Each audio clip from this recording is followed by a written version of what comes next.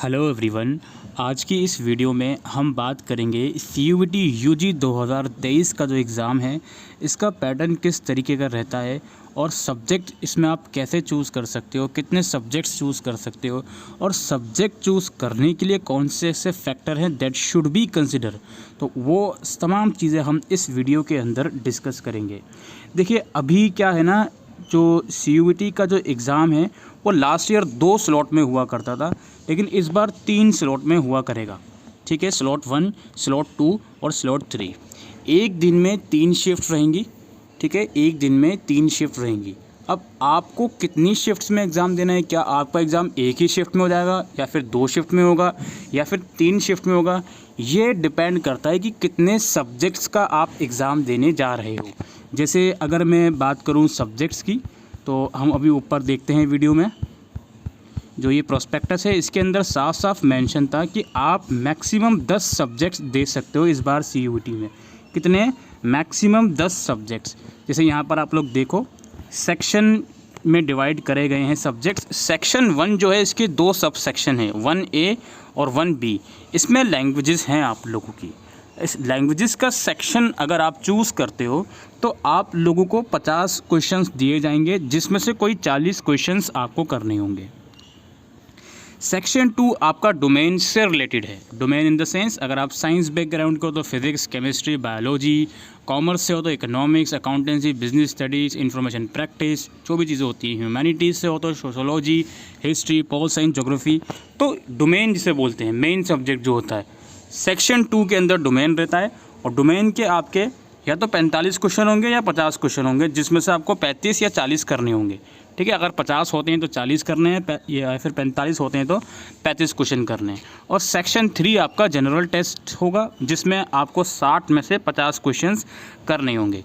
और यहाँ पर आप लोग देख सकते हो साफ साफ लिखा गया है कि आप लोग जो है मैक्सिमम 10 सब्जेक्ट चूज़ कर सकते हो। कितने? Maximum 10 subject. अब यहाँ पे एक चीज़ और आपको दिखाना चाहता हूँ। इसी प्रोस्पेक्टस में आप और ऊपर जाओगे तो यहाँ पर फ़ीस का स्ट्रक्चर देखो एक बार आप। फ़ीस का जो स्ट्रक्चर है वो स्लॉट के अकॉर्डिंग यहाँ पे इन लोगों ने डिफ़ाइन करा है। स्लॉट के अकॉर्डिंग भी और कितने सब्जेक्ट्स में आप अपेयर होने जा रहे हो। देखिए, एज आई सेड कि मैक्सिमम आप 10 सब्जेक्ट का दे सकते हो एग्ज़ाम। तो यहाँ पर इस चीज़ को समझिए, अगर आप 1 से लेकर मिनिमम 1 से लेकर मैक्सिमम 3 सब्जेक्ट के एग्ज़ाम देते हो तो आपकी फ़ीस इतनी जा रही है। ठीक है, अगर आप 4 से लेकर 7 सब्जेक्ट के एग्ज़ाम देते हो तो आपकी फ़ीस जा रही है 1500 रुपये। और वहीं अगर आप 8, 9 या 10 सब्जेक्ट्स के एग्ज़ाम देते हो तो आपकी फ़ीस 1750 रुपये जा रही है। तो इसी के अकॉर्डिंग आपको समझना है कि आप कितनी शिफ्ट में अपेयर होने वाले हो। ठीक है, चूँकि पहले 2 शिफ्ट हुआ करती थी और अब हो गई हैं 3, तो एक पर्टिकुलर शिफ्ट का ड्यूरेशन भी कम कर दिया है इन लोगों ने। ठीक है, तो इतना समझ लीजिए, अगर आप मिनिमम 1 से मैक्सिमम 3 सब्जेक्ट का एग्ज़ाम देते हो तो आप एक ही शिफ्ट में एग्ज़ाम दोगे। अगर आप इस कैटेगरी में आते हो कि 4 से लेके 7 सब्जेक्ट तक के आप एग्ज़ाम दे रहे हो तो आपको 2 स्लॉट में एग्ज़ाम देने पड़ेंगे। और वहीं अगर आप अप टू 10 सब्जेक्ट यानी कि 8 से लेके 8, 9 या 10 सब्जेक्ट के एग्ज़ाम दे रहे हो तो आपको तीनों स्लॉट में एग्ज़ाम देना पड़ेगा। और फ़ीस भी आपकी उसी के अकॉर्डिंगली मांगी जा रही है। अब एज आई सेड कि सब्जेक्ट के ऊपर डिपेंड करता है कि आप कितने शिफ्ट में एग्ज़ाम दोगे, लेकिन सब्जेक्ट एक्चुअल में चूज़ कौन से करना है वो डिपेंड करता है आपके कोर्स के ऊपर और आपकी यूनिवर्सिटी के ऊपर। अब यहाँ पर एक चीज़ मैं आपको बताना चाहता हूँ, CUET का जो एग्ज़ाम का मीडियम है वो 13 अलग अलग लैंग्वेजेस में कंडक्ट होगा। जब आप फॉर्म भरने जाओगे ना, जिसमें आपको अपने सब्जेक्ट चूज़ करने होते हैं, उसमें जो भी आप डोमेन सब्जेक्ट चूज़ कर रहे होगे अपार्ट फ्रॉम लैंग्वेज। अब यार लैंग्वेज, उर्दू का एग्ज़ाम या असामी का एग्ज़ाम तो उसी लैंग्वेज में होगा, या हिंदी का एग्ज़ाम तो उसी लैंग्वेज में होगा। तो अपार्ट फ्रॉम लैंग्वेज आपको चूज़ करना पड़ेगा जो भी आप अपने डोमेन चूज़ करोगे कि वो आप किस मीडियम में देना चाहते हो। अभी मैं प्रैक्टिकली भी आपको दिखा देता हूँ थोड़ी देर में। ठीक है, और ये अलग 13 लैंग्वेजेस में कंडक्ट होगा। ठीक है, इसके अलावा जो आपका जनरल टेस्ट है उसमें देखिए कौन कौन से सेक्शन होंगे, ये आपके सामने हैं। डोमेन सब्जेक्ट का सिलेबस CUET की वेबसाइट पर अवेलेबल है, वो आप जाकर देख सकते हो। और लैंग्वेजेस का सिलेबस में क्या है कि आपको रीडिंग कॉम्प्रिहेंशन ये सब चीज़ें पूछी जाएंगी। ठीक है, अब यहाँ पे जो आपको सब्जेक्ट चूज़ करने हैं उसको किस तरीके से आपको समझना पड़ेगा, तो वो मेन कंसर्न। यहाँ पे सब्जेक्ट आपको चूज़ कौन से करने हैं वो डिपेंड करता है कि आप यूनिवर्सिटी और कोर्स कौन सा सेलेक्ट कर रहे हो। इसके लिए क्या है भाई, आप ऑफिशियल वेबसाइट पर जाओगे समर्थ की, यहाँ से ड्रॉप डाउन मेन्यू में जाके यूनिवर्सिटीज़ के सेक्शन में जाओगे और यहाँ पर अपनी यूनिवर्सिटी चूज़ करोगे जिस यूनिवर्सिटी में आप पार्टिसिपेट करना चाह रहे हो। जैसे मैं दिल्ली यूनिवर्सिटी का यहाँ पे आपको दिखाता हूँ, यूनिवर्सिटी ऑफ दिल्ली मैंने चूज़ करी। अब यूनिवर्सिटी ऑफ दिल्ली के अंदर जो भी कोर्सेज़ हैं, कोर्सेज़ वाइज दिखाएगा कि इस कोर्स के लिए कौन कौन से डोमेन या कौन कौन से सब्जेक्ट्स देने की बच्चे को ज़रूरत है। जैसे फॉर एग्ज़ाम्पल मैं यहाँ पे दिखाता हूँ आपको एक पर्टिकुलर सब्जेक्ट, जैसे बीएससी ऑनर्स बायोमेडिकल साइंस है। इसमें क्या लिखा गया है, बीएससी ऑनर्स बायोमेडिकल साइंस के अंदर इसमें लिखा गया है फिज़िक्स केमिस्ट्री इन दोनों में अपेयर हो, इसके साथ साथ बायोलॉजी या बायोलॉजिकल साइंस या बायोटेक्नोलॉजी या bio chemistry any one language. ठीक है, फिज़िक्स हो गया, केमिस्ट्री होगा, ये दोनों हो गया, और ये बायोलॉजी बायोकेमिस्ट्री इनमें से कोई एक सब्जेक्ट जो होता है, और इसके साथ कोई भी एक लैंग्वेज में आपको अपेयर होना है।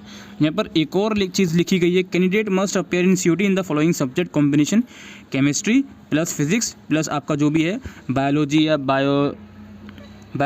बायोकेमिस्ट्री या बायोटेक्नोलॉजी। ठीक है, इन तीनों में अपेयर होना। Merit will be based on CUT score obtained from the above mention combination of subject. Candidate must have obtained a minimum 30% score in any language. यानी कि बेसिकली इस कोर्स के लिए आपको क्या करना है, आपके लिए फिजिक्स केमिस्ट्री और बायोलॉजी में आपको अपेयर होना है और एक लैंग्वेज में, लेकिन जो मेरिट तैयार करा जाएगा वो सिर्फ आपका फिजिक्स केमिस्ट्री और बायोलॉजी के बेसिस पर तैयार करा जाएगा, लेकिन लैंग्वेज का एग्ज़ाम देना मैंडेटरी और उसमें 30% स्कोर करना भी मैंडेटरी है। ठीक है, इसमें ये पॉइंट लिखा गया है।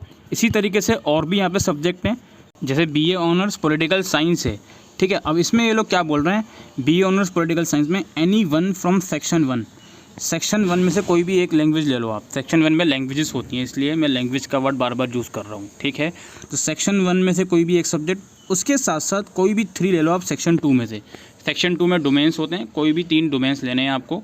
ऑब्वियसली जो आपने पढ़े होंगे वही आप चूज़ करोगे, ऐसा तो नहीं है साइंस स्ट्रीम का बच्चा है वो ह्यूमैनिटीज़ के चूज़ कर रहा है सब्जेक्ट। ठीक है, तो ये डोमेन सब्जेक्ट कोई 3 और उसके साथ कोई भी एक लैंग्वेज आपको लेनी है। ठीक है, तो इस तरीके से आपको चेक करना है आपकी यूनिवर्सिटी कौन से सब्जेक्ट चूज़ कर रही है। अब यहाँ पर मैं एक चीज़ और बताना चाहता हूँ, मान लीजिए 2-3 यूनिवर्सिटीज़ हैं X, Y, Z, उसमें आप मान लीजिए एक कोर्स है AB, इस कोर्स के लिए कुछ स्पेसिफिक डोमेन बताए गए हैं। तो मान लीजिए आपने X यूनिवर्सिटी का एक कोर्स है AB, उसमें आपने पर्टिकुलर सब्जेक्ट का एग्ज़ाम दे दिया, डोमेन प्लस सब्जेक्ट जो भी है। अब ये जो सब्जेक्ट है, जिस यूनिवर्सिटी के अंदर इस सब्जेक्ट की रिक्वायरमेंट पड़ रही होगी वो सभी को फुलफ़िल करेगा एक साथ। ऐसा नहीं है कि आपको अलग अलग यूनिवर्सिटी के लिए अलग अलग एग्ज़ाम देने की ज़रूरत है, या फिर एक ही यूनिवर्सिटी के जो अलग अलग कोर्सेज हैं उसमें अगर आप कोई डोमेन दे रहे हो जो दूसरे कोर्स को भी आप फुलफ़िल कर रहे हो, तो वो आपको अलग अलग देने की नीड नहीं है, एक ही बार आपको देना होगा उसका एग्ज़ाम। ठीक है, आई होप आप समझ रहे हो मैं क्या बोलने की कोशिश कर रहा हूँ। तो इस तरीके से आपको पता चलेगा कि किस तरीके से आपको अपने जो सब्जेक्ट्स हैं वो चूज़ करने हैं, और जो भी सब्जेक्ट आप चूज़ करोगे मिनिमम 3 या मैक्सिमम जो भी है 10 सब्जेक्ट, उसके अकॉर्डिंगली ही ये डिसाइड होगा कितने स्लॉट्स में आपको एग्ज़ाम होगा और कितनी फ़ीस आपको ऑनलाइन फॉर्म में पे करनी है। तो इस तरीके से दोस्तों आपको CUET का सब्जेक्ट वगैरह चूज़ करना है।